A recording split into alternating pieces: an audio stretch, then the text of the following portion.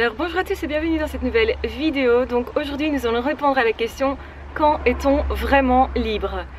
Vous l'aurez certainement compris, ce n'est pas facile d'atteindre la liberté, c'est vraiment très compliqué, c'est recherché par beaucoup de personnes justement, parce qu'on a l'impression que quand on sera libre, on sera forcément heureux. Alors c'est pas nécessairement vrai, mais c'est vrai que c'est quand même une façon d'être plus heureux, c'est d'être beaucoup plus libre. Je vais expliquer forcément. Être plus libre comment? En fait c'est surtout être plus libre dans sa tête, c'est surtout dépasser ses propres limites et remettre en question en fait tout ce qui nous a été appris pour savoir comment nous on va gérer ça. Donc ce sont des choix que nous faisons tous les jours et c'est pas toujours évident de faire ce type de choix effectivement, parce que remettre en question nos valeurs, nos principes, notre fondamental en fait, c'est aussi se remettre en question soi, et peu de gens passent leur temps à faire ce genre de choses. Parfois c'est justement face à des personnes qui ne fonctionnent pas pareil, des personnes qui justement ont des comportements différents, que l'on va remettre en question le pourquoi je fais ça, pourquoi je me comporte comme ça, pourquoi je pense comme ça, de quoi ça vient, de qui ça vient, d'où ça vient tout simplement. Et là on se rend compte qu'en fait on a beaucoup plus de choix, qu'il y a beaucoup plus de possibles que ce que l'on fait en réalité. En réalité on est plus ou moins programmé, on est plus ou moins aiguillé, beaucoup plus en tout cas que ce qu'on se rend compte généralement. Et donc ça veut dire qu'on peut aussi pas mal changer les choses à ce niveau-là. Et donc oui, on est libre surtout quand on est libre dans sa tête, quand on en décide autrement, quand on fait les choses différemment. Et donc c'est vraiment notre façon de percevoir les choses qui va faire en sorte qu'on modifie ses circonstances, qu'on modifie aussi du coup son comportement, parce qu'on modifie d'abord ce qu'on pense au niveau de notre intellect, parce qu'effectivement ce qu'on pense va créer aussi une partie de nos sentiments, de nos réactions.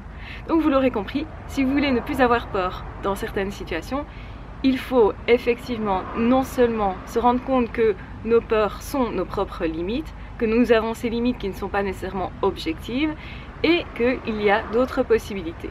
C'est comme ça qu'on se dit qu'on a envie d'autre chose. Donc la première étape, c'est d'avoir envie d'autre chose, de se rendre compte qu'il y a d'autres possibles, qu'effectivement ce ne sont que des limites intérieures. La plupart du temps, malheureusement, on ne réalise pas ça. Donc on reste bloqué avec nos limites parce qu'on ne les réalise pas. On n'en prend pas conscience, ça nous paraît normal et on ne va pas remettre en question la plupart des choses.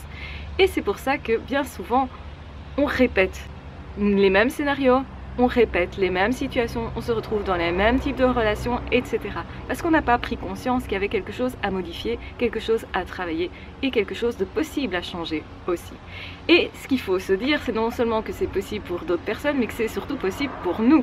Et ça aussi, c'est aller un cran plus loin, un degré plus loin. Parce qu'il y a parfois des personnes qui se disent ok, c'est possible pour d'autres personnes, parce qu'ils sont plus jeunes, parce qu'ils sont plus courageux, parce qu'ils sont nés ailleurs, parce qu'ils ont plus d'argent ou parce que X raisons, et en fait on se trouve toute une série d'excuses. Donc il y a aussi beaucoup de choses à faire à ce niveau-là, de travail à faire à ce niveau-là, c'est-à-dire laisser tomber ces excuses et se rendre compte que ce ne sont que des excuses. Qu'est-ce que nous pouvons réellement changer? Il y a beaucoup de choses qu'on peut changer effectivement, mais ça prend du temps, ça demande du courage, et souvent nous avons envie de faire cette économie de courage et de temps, parce que effectivement derrière il y a peut-être une souffrance, il y a peut-être quelque chose à travailler, et ça peut faire souffrir justement de savoir qu'on a fonctionné d'une façon qui n'était pas suffisamment bonne pour créer notre bonheur, notre bien-être, ou en fait d'avoir fonctionné de manière à nous avoir contraints et forcés de rester dans une zone qui nous est plus ou moins confortable, mais qui en fait ne nous a pas permis d'explorer vraiment qui l'on est en profondeur, de nous déployer vraiment, tout à fait.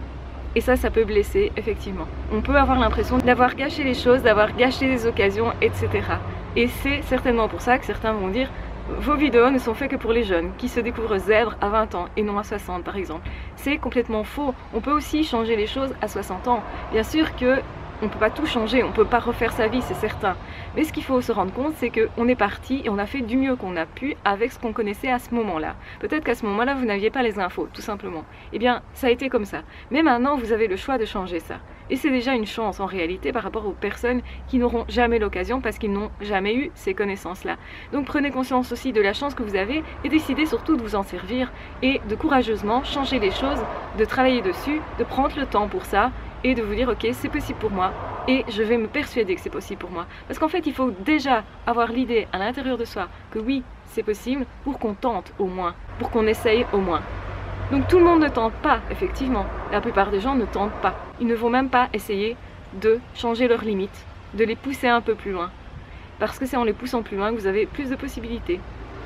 Et effectivement, plus on est jeune, plus on fait ça tôt, plus ça va être facile parce que tout ce qu'on a reçu comme idée est moins ancré tout simplement. Et certainement, au fond de nous aussi, il faut répéter, répéter, répéter de nouvelles idées pour qu'elles deviennent enfin familières et pour qu'on puisse enfin changer les choses. Ça ne se fait pas du jour au lendemain. Il faut du temps, il faut du courage, il faut persévérer et il faut prendre son temps tous les jours aussi. C'est-à-dire programmer dans sa journée un moment où l'on fait ça, un moment où on décide de changer les choses. Donc aussi, il faut le décider, il faut se persuader que c'est possible, il faut travailler dessus, il ne faut pas lâcher, il faut continuer d'y croire, c'est certainement le plus dur, jusqu'à avoir les premiers résultats. Et sur base des premiers résultats, il faut se féliciter, même si les résultats ne sont pas à la hauteur de l'espérance, souvent c'est le cas, hein, on espère plus grand, et puis un jour, effectivement, ça se déploie. Et c'est pour ça que souvent on abandonne, parce qu'on n'a pas des résultats assez rapides, ou assez probants, assez gros, autrement dit, pour se dire, là c'est vraiment, ça vaut vraiment la peine.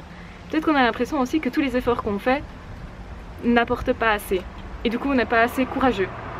Ou peut-être qu'on a peur, et certainement qu'on a peur. Nos limites, ce sont nos peurs, c'est la même chose. Hein.